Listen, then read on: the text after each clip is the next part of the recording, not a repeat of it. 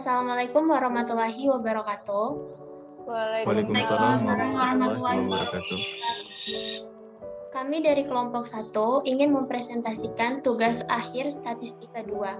Sebelumnya, izinkan kami untuk memperkenalkan anggota kelompok dari kelompok kami, yaitu yang pertama ada Agung Yuda Prasetyo, yang kedua ada Alivia Ramadanti, yang ketiga ada Alma Hediana, yang keempat ada Aprilia Putri Raurenza, yang kelima ada Khairul Abbas, dan yang keenam ada Salma Salsabila Pratami. Next. Baik, langsung saja kami masuk ke pembahasannya, yaitu tujuan dan hipotesis dibacakan oleh Salma.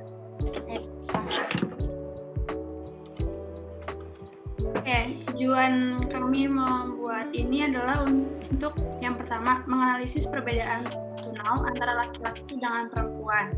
Lalu yang kedua menganalisis pengaruh semangat kuliah terhadap IPK. Yang ketiga menganalisis pengaruh AMS terhadap IPK. Yang keempat menganalisis pengaruh Al-Quran terhadap IPK. Yang kelima, menganalisis pengaruh pengeluaran terhadap IPK, dan yang terakhir, menganalisis pengaruh religiusitas terhadap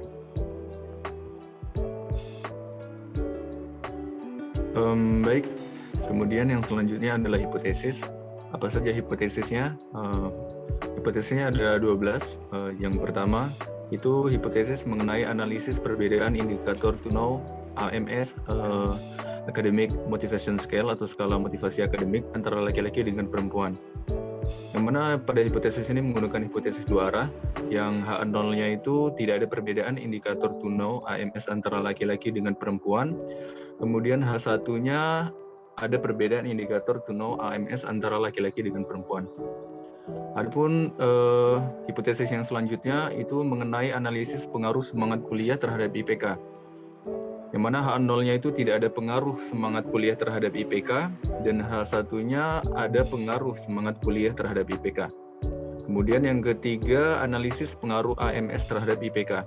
Yang mana hipotesis di sini itu H0-nya itu tidak ada pengaruh AMS terhadap IPK. Kemudian H1-nya ada pengaruh AMS atau Academic Motivation Scale, skala motivasi akademik terhadap IPK. Lanjut slide berikutnya. Kemudian hipotesis yang selanjutnya itu mengenai analisis pengaruh Al-Quran terhadap IPK. Yang mana H0-nya di sini tidak ada pengaruh Al-Quran terhadap IPK, kemudian H1-nya itu ada pengaruh Al-Quran terhadap IPK. Kemudian yang selanjutnya itu hipotesisnya mengenai analisis pengaruh pengeluaran terhadap IPK. Dengan H0 itu tidak ada pengaruh pengeluaran terhadap IPK, dan H1-nya ada pengaruh pengeluaran terhadap IPK. Kemudian yang terakhir itu hipotesis mengenai analisis pengaruh religiusitas terhadap IPK. Yang mana hipotesisnya itu H0-nya tidak ada pengaruh religiusitas terhadap IPK, dan H1-nya ada pengaruh religiusitas terhadap IPK. Baik, sekian. Lanjut. Selanjutnya di sini ada data dan variabel. Yang pertama ada uji beda rata-rata. Uji beda rata-rata yang digunakan yaitu uji beda rata-rata 2 sampel saling bebas. Yang pertama data dari hasil survei 78 responden mahasiswa dan diambil 55 sampel secara acak. Yang kedua, variabel yang digunakan ada variabel dependen atau terikat, yaitu tunau, dan yang kedua, variabel independen bebas, yaitu laki-laki dan perempuan. Next.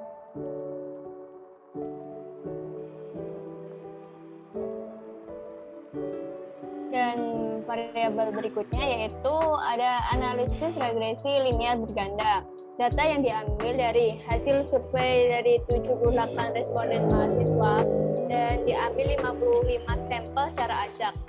Variabelnya yaitu adanya persamaan Y di sini dimaksudkan yaitu IPK sama dengan beta 0 ditambah beta 1 dikali X1. X1 ini yaitu pengeluaran dan ditambah beta 2 dikali X2. X2 ini yaitu Al-Quran ditambah beta 3 dikali X3 dengan X3 di sini yaitu tingkat religiusitas dan ditambah beta 4 dikali X4 maksudnya variabel AMS. Dan yang terakhir yaitu beta 5 dikali X5 yaitu semangat kuliah dan ditambah standar error.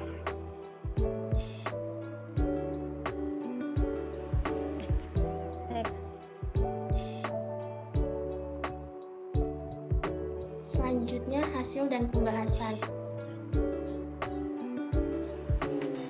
Yang pertama ada to know, yaitu berdasarkan gambar di atas, maka dilakukan uji normalitas terlebih dahulu. Diketahui nilai p-value laki-laki kurang dari alfa atau normal, sedangkan p-value perempuan tidak kurang dari alfa atau tidak normal. Maka didapatkan bahwa salah satunya tidak normal sehingga menggunakan uji non-parametrik yaitu uji Mann-Whitney-Wilcoxon. Next. Dari box plot dapat dilihat bahwa perempuan kelihatan lebih tinggi. Next.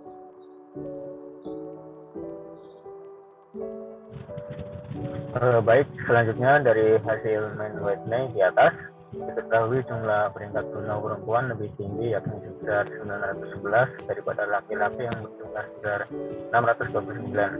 Nilai p-value total atau dua arah lebih dari alfa, maka tidak tolak H0, jadi tidak signifikan.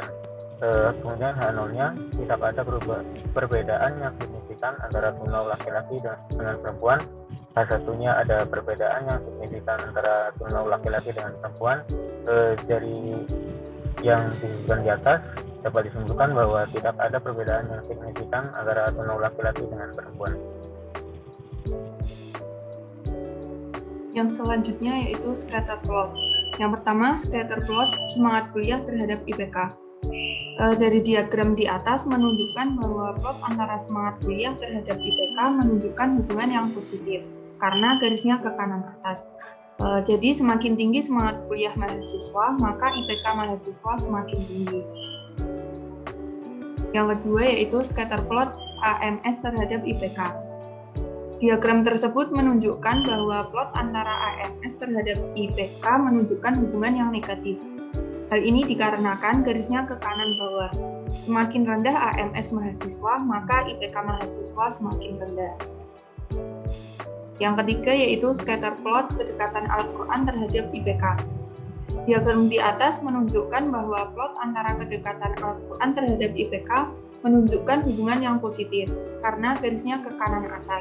Semakin tinggi kedekatan Al-Quran pada mahasiswa, maka IPK mahasiswa semakin tinggi.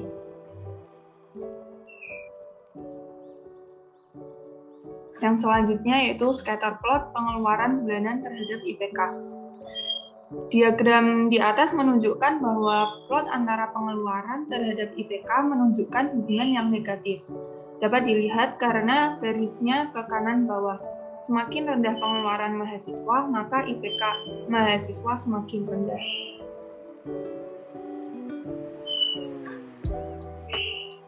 Yang terakhir yaitu scatter plot religiusitas terhadap IPK.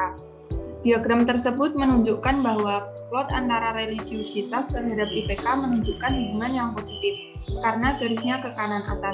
Semakin tinggi religiusitas mahasiswa, maka IPK mahasiswa semakin tinggi.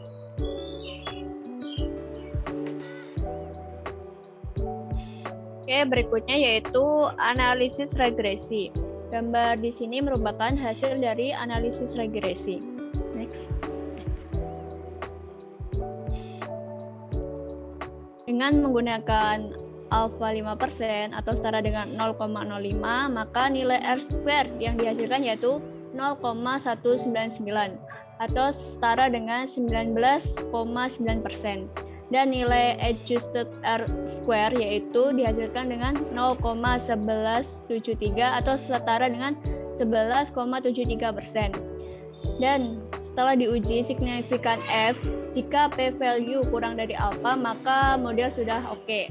Dan sedangkan signifikan F yang dihasilkan yaitu 0,04 atau artinya kurang dari alfa, maka bisa disimpulkan bahwa model sudah layak, yang artinya seluruh variabel X yaitu pengeluaran, Al-Quran, tingkat religiusitas, AMS, dan semangat kuliah secara serempak mempengaruhi variabel Y yaitu IPK.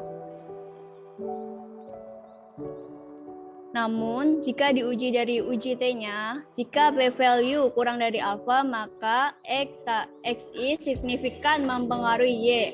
Yang pertama yaitu variabel pengeluaran. Variabel pengeluaran memperoleh p-value sebesar 0,833 atau lebih dari 0,05.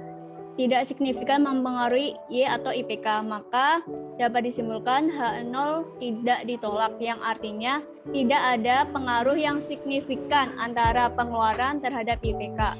Sedangkan untuk Al-Quran, p-value sebesar 0,05 atau lebih dari 0,05, yaitu lebih dari alfa, tidak signifikan mempengaruhi Y atau IPK, maka H0 tidak ditolak, yang artinya tidak ada pengaruh yang signifikan antara Al-Quran terhadap IPK. Dan yang ketiga yaitu tingkat religiusitas. Dengan p-value sebesar 0,002 atau kurang dari alfa, maka signifikan mempengaruhi Y atau IPK, maka H0 ditolak, yang artinya adanya pengaruh yang signifikan antara tingkat religiusitas terhadap IPK. Dan yang keempat yaitu variabel AMS mempunyai nilai p-value sebesar 0,658 atau lebih dari alfa, maka tidak signifikan mempengaruhi Y atau IPK. Maka H0 juga tidak ditolak, yang artinya tidak ada pengaruh yang signifikan antara AMS terhadap IPK. Dan yang terakhir yaitu variabel semangat kuliah dengan p-value 0,238 atau lebih besar dari IPK, maka tidak signifikan mempengaruhi Y atau IPK. Maka H0 tidak ditolak, yang artinya tidak ada pengaruh yang signifikan antara semangat kuliah terhadap IPK.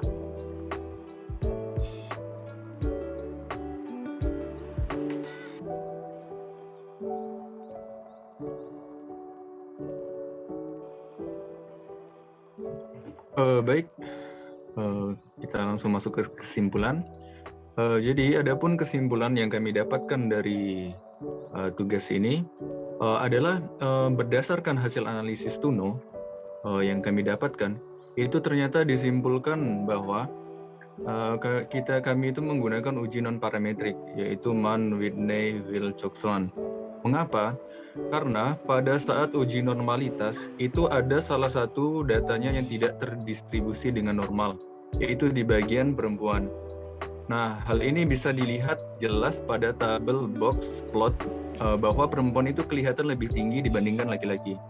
Kemudian kesimpulan selanjutnya itu, pada hasil analisis Mann-Whitney itu dapat disimpulkan bahwa tidak ada perbedaan yang signifikan antara tunaw laki-laki dengan tunaw perempuan. Mengapa? Karena nilai p-value to tell lebih dari alfa. Maka H0 tidak ditolak. Kemudian, berdasarkan hasil analisis scatter plot yang kami dapatkan, itu kami simpulkan bahwa plot semangat kuliah terhadap IPK, kedekatan Al-Quran terhadap IPK, dan religiusitas terhadap IPK itu menunjukkan tren yang mengarah ke kanan atas. Yang ini menandakan jika tren semakin ke kanan, maka akan semakin tinggi IPK. Sedangkan plot AMS atau Academic Motivation Scale atau skala motivasi akademik terhadap IPK itu dan pengeluaran terhadap IPK menunjukkan bahwa tren mengarah ke kanan bawah. Jadi semakin ke kanan bawah, maka semakin rendah IPK. Lanjut. Selanjutnya, berdasarkan hasil analisis regresi dari signifikan F, model yang sudah oke atau layak, yang artinya seluruh variabel X mempengaruhi variabel Y. Tetapi setelah dilihat dari uji T, p-value pengeluaran, Al-Quran, AMS, dan semangat kuliah lebih dari alfa, yang artinya keempat variabel ini tidak ada pengaruh yang signifikan terhadap IPK. Sedangkan untuk variabel tingkat religiusitas memiliki p-value yang kurang dari alfa, yang artinya adanya pengaruh yang signifikan antara tingkat religiusitas terhadap IPK. Baik, demikian hasil presentasi dari kelompok kami. Kurang dan lebihnya kami mohon maaf. Assalamualaikum warahmatullahi wabarakatuh. Waalaikumsalam warahmatullahi wabarakatuh.